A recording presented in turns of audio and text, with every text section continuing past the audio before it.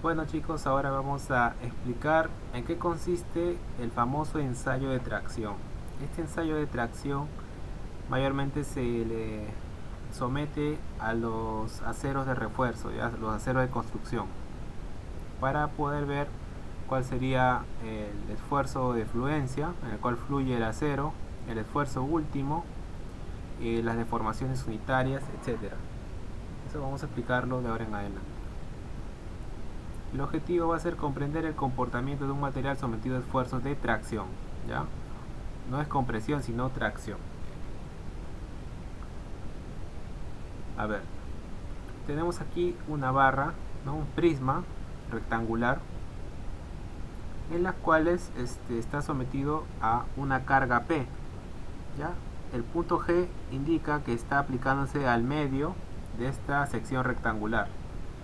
La carga P es una fuerza de tracción.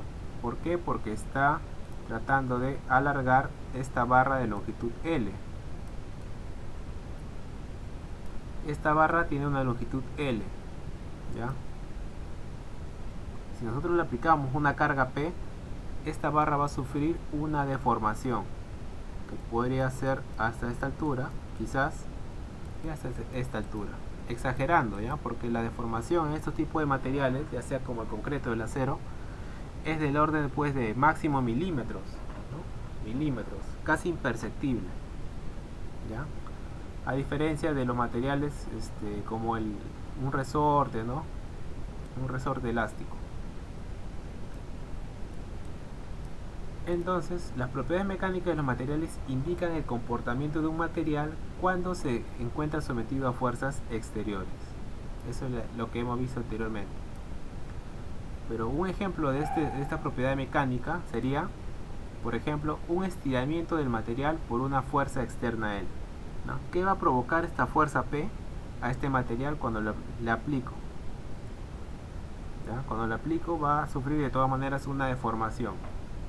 Pero esta deformación, ya más adelante vamos a aprender cómo se calcula. Entonces, el ensayo de tracción vendría a ser un ensayo fundamental, ¿no? De todas las pruebas mecánicas que se puede realizar en un material. Los ensayos de tracción son simples, relativamente baratos y totalmente estandarizados, o sea, están normados, ¿no? Están normados. Por ejemplo, tenemos aquí las partes de una máquina para ensayar a tracción elementos, ¿no? Tenemos la celda de carga, que es la cual se va a aplicar la carga. Mordazas, la parte superior e inferior. Carga, a ver, la galga extensiométrica quiere decir que es el medidor de deformación. Acá va a haber tipo un dial que va a medir la deformación. Y la probeta, como tal, ¿no? La probeta del material. Entonces, tenemos que para aplicar este ensayo de tracción sometemos al elemento que sería la probeta. Esta sería la probeta. Y tenemos que hay una parte fija y una parte móvil. La parte fija sería este cabezal de aquí, es el de carga. Y la parte móvil sería lo que está aquí abajo. Entonces vamos nosotros, amordazamos en la probeta en ambos extremos y empezamos a aplicar una carga constante, a velocidad constante. Entonces esa carga, ¿qué es lo que me va a hacer? Por ejemplo, le voy a aplicar un esfuerzo 1. Para un esfuerzo 1, ¿cuánto es la deformación 1? Luego pasa nuevamente un segundo, el esfuerzo 2, ¿cuánto es que se ha deformado cuando le aplico el esfuerzo 2? Sigue bajando, el esfuerzo 3 va asociado a una deformación 3. Y así se van a generar varios puntos. Y estos puntos al final me van a describir lo que es el comportamiento del material, ¿no? Ahí está. Van a dibujar la curva del material para poder ver cómo es que se está comportando bajo la acción de distintas cargas, ¿no? Básicamente es eso.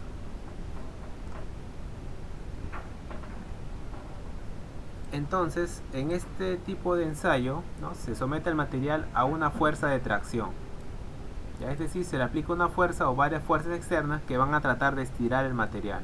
Ya le hemos dicho. De hecho, durante el ensayo lo estiraremos haciendo cada vez más fuerza sobre él hasta llegar a la rotura. Entonces miren, como les dije, vamos a tener materiales de dos tipos. Vamos a tener materiales frágiles y materiales dúctiles. Un material frágil puede ser, es el que se rompe más rápido, ¿no? En este caso yo les he indicado que el ejemplo de un material frágil sería una probeta de concreto. O sea, concreto frágil. ¿Ya? Ese es el ejemplo universal para el curso. Y si hablamos de ductilidad, un material dúctil sería una varilla de acero, ¿no? Acero. Concreto tiene un comportamiento frágil y el acero tiene un comportamiento dúctil. Entonces, miren, ¿cuál es el límite entre lo dúctil y lo frágil? Para empezar, miren, ya hemos dicho que lo dúctil es el acero, ya como cultura general, pero ahora vamos nosotros a ver realmente cómo evaluamos su deformación y sus esfuerzos a través de esa curva que la hemos dibujado, y realmente cómo es que se comporta el material. Cuando nosotros sometemos a tracción a una varilla de acero, la falla va a ser de este tipo, ¿no? Va a ser de este tipo. O sea, el material no es que va a fallar repentinamente como en este caso, sino que va a tratar de alargarse un poco el acero hasta recién llegar a la falla, como se ve en la figura. En cambio, cuando hablamos de un material frágil, el material frágil no te va a ir avisando cuándo va a fallar. En cambio aquí sí, nosotros vemos que el acero se va a ir disminuyendo un poco su sección transversal. En cambio aquí no. El concreto, como les digo, cuando le aplicas una carga, explota. Entonces la ejemplificación de ese tipo de falla es que simplemente se desprenden cada uno de los puntos acá, de los miembros, ¿no? Se parte en dos repentinamente. Y un término intermedio sería esto, ¿no? Una falla entre frágil y dúctil, ¿no? Miren, acá también el material un poco que ha tratado de alargarse. Cuando un material se alarga, se reduce un poco su área.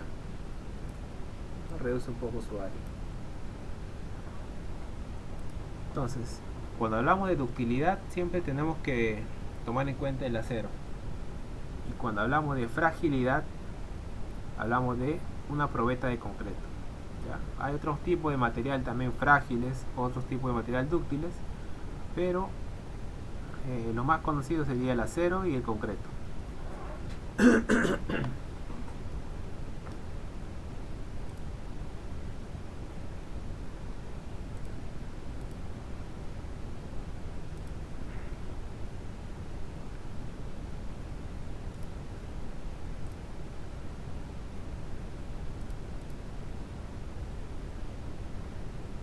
Por ejemplo, vamos a analizar este párrafo. Dice, si estiramos el material, se puede determinar rápidamente cómo va a reaccionar ante las fuerzas que se le aplican y que tratan de estirarlo, ¿no? O sea, es el comportamiento del material mediante un gráfico. A medida que estiramos el material, iremos viendo la fuerza que hacemos en cada momento y la cantidad que se estira el material, o sea, el alargamiento. Nuevamente, lo que dice acá quiere decir que vamos a estudiar el comportamiento de un material mediante una curva en la cual te va a indicar los esfuerzos y los desplazamientos, ¿no? Los desplazamientos y los esfuerzos. A medida que estiramos el material, o sea, aplicamos carga y se va deformando, ¿no? Vamos a ver qué tanto se va a estirar el material, ¿cierto? Ya, esta sería la curva.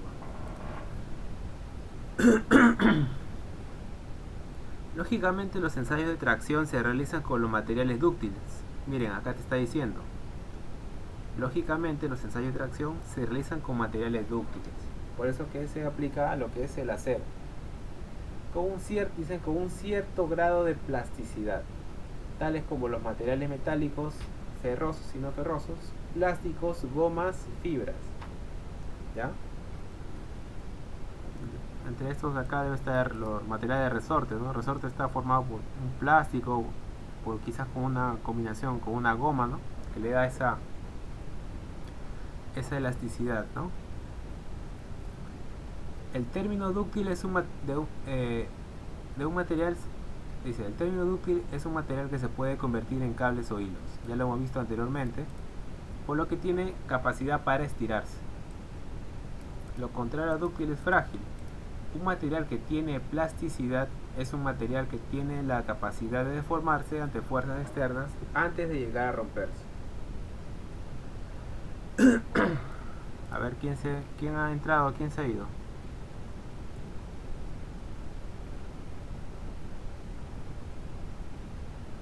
Bueno, si el material no tuviera plasticidad, no se deformaría antes de romperse, ¿no? Entonces miren, lo importante de que sabemos que los materiales tienen un rango elástico y un rango plástico. Aquí nos dice que si el material no tuviera plasticidad, no nos avisaría, ¿no? No nos podría avisar cómo se deformaría antes de romperse. O sea, podemos nosotros ver en la computadora este comportamiento, y cuando ya el material ya digamos que llega a un pico y empieza a bajar, ya tenemos idea de que está próximo a fallar. Acá ya empieza a fallar, por aquí. Si el material no tuviera plasticidad, no supiéramos en qué momento va a fallar, no lo supiéramos, cierto, porque si el material solamente fuera elástico, ¿no? La curva es así, ¿no? Pero en qué momento va a fallar, a ver, no sabemos. Entonces todos los materiales también tienen un determinado rango de plasticidad, así como su rango de elasticidad.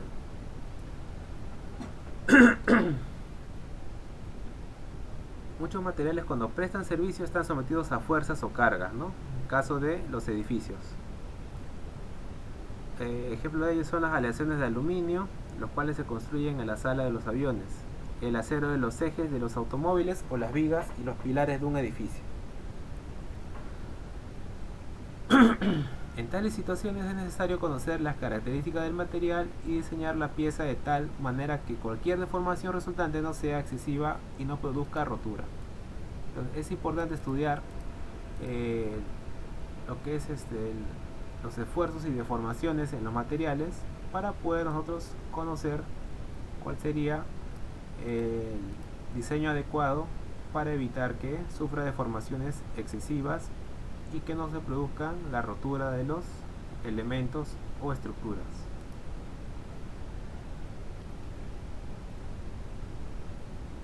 Bueno, acá la norma para realizar este ensayo es la norma ASTM A615-16.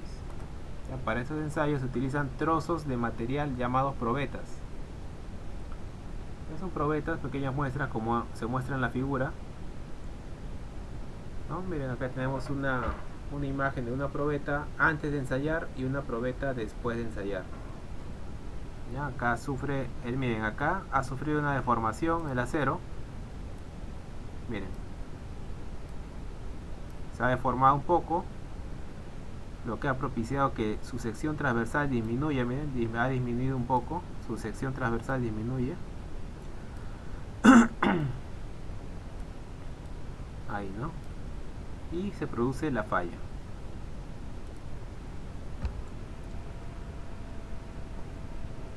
Una probeta del material es un trozo con dimensiones normalizadas para realizar ensayos, como el de tracción.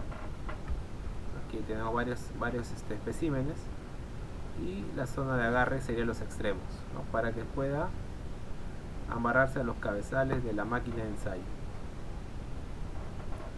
Bueno, aquí está el procedimiento, cómo es que se realiza este ensayo, ¿no? Se coloca y agarra por sus extremos la probeta, y entre los accesorios llamados agarres o mordazas, ¿no? Por aquí habíamos visto la máquina. Las mordazas son la parte superior y la parte inferior.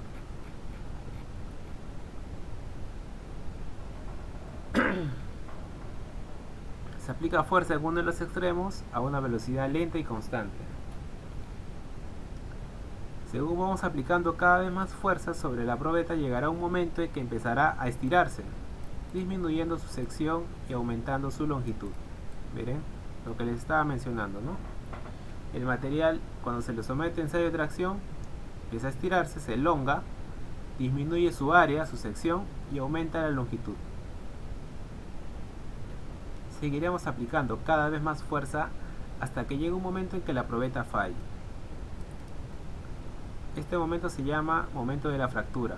Por este motivo se dice que el ensayo de tracción es un ensayo destructivo. La probeta se rompe y ya no sirve.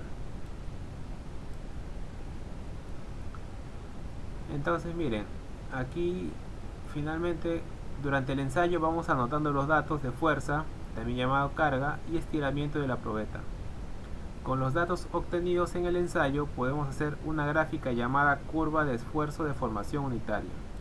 Justo lo que yo les estaba indicando. Ya estamos mencionando que esta curva que yo he estado dibujando se llama curva de esfuerzo de formación unitaria. En el eje Y están los esfuerzos y en el eje X están las deformaciones unitarias.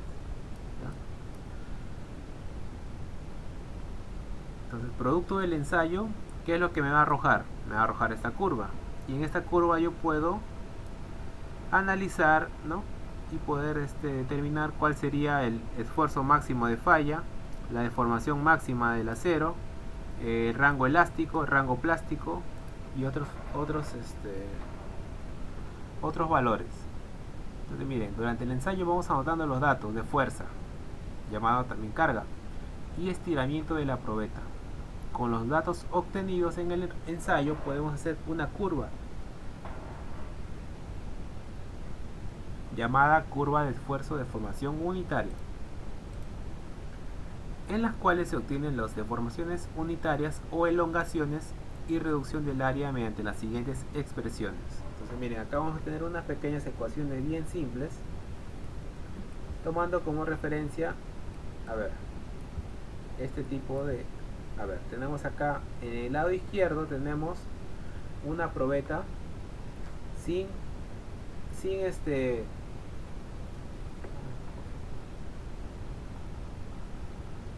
vamos a tener una probeta de longitud L sub 0, o sea longitud inicial, y vamos a tener un área sub 0 que sería el área inicial. Luego del ensayo, ¿qué va a pasar con esta probeta? Ya no va a ser L sub 0, sino va a ser L sub 1. Va aumentado su longitud. Asimismo, como les dije, en un ensayo de tracción, lo que le pasa a la probeta es que disminuye su sección transversal. Miren, como verán, ha disminuido su sección transversal a un área A1, A sub 1. Entonces tenemos L sub 0, L sub 1, área sub 0 y área sub 1. ¿Ya? Tenemos las propiedades geométricas de la probeta antes del ensayo y después del ensayo. Con estos datos podemos nosotros calcular, por ejemplo, cuál ha sido lo que es la elongación o lo que también se denomina deformación unitaria. O deformación unitaria. Deformación unitaria.